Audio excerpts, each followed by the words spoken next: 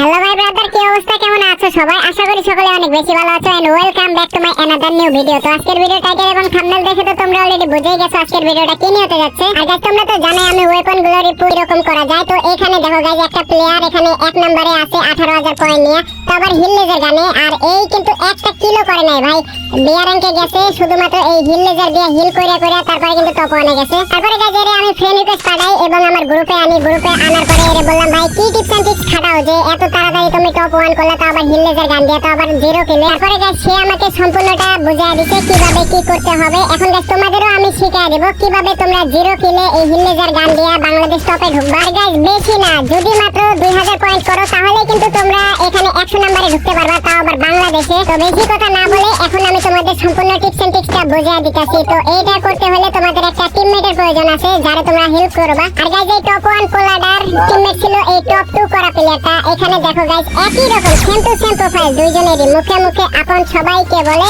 কিন্তু আপন সময় বলে।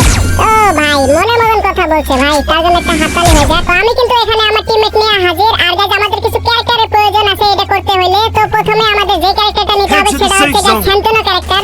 তারপরে গাইস আমাদের দ্বিতীয় ক্যারেক্টার হচ্ছে কেলি। তারপরে গাইস লাগবে মেডকিট ক্যারেক্টার, যার নাম হচ্ছে মেডজিম। তারপরে গাইস লাগবে অ্যান্টিনিও ক্যারেক্টার, এটা গাইস শিল পয়েন্ট দেয়।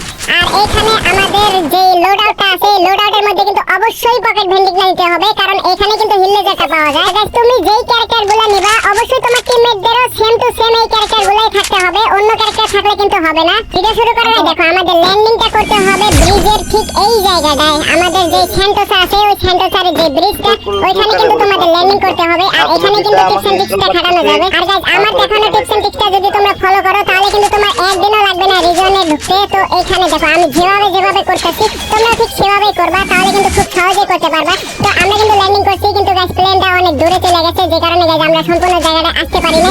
তো এখানে চলে আসবা।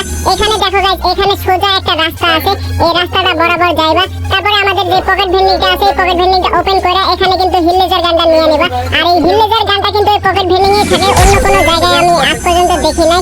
তো এখানে তোমার টিমমেটকেও বলবা এটা নিয়ে নিতে, আর তুমিও নিয়ে নিবা। তারপরে গাইস আমরা যে শান্তনু ক্যারেক্টারটা নিয়ে আসলাম ওই শান্তনু ক্যারেক্টারটা কিন্তু এখানে ছাইড়ে দিবা। তো আমার টিমমেটও কিনা ফলাইছে, এবার গাইস শান্তনু ক্যারেক্টারটা ইউজ করে এখানে আমরা লাভ দিয়ে দেব। তারপরে কিন্তু আমরা ড্যামেজ খাবো এবং আমাদের টিমমেটও কিন্তু ড্যামেজ খাবে। তারপরে গাইস টিমমেটে হিল করে দিবা এবং টিমমেট তোমারে হিল করে দিবে।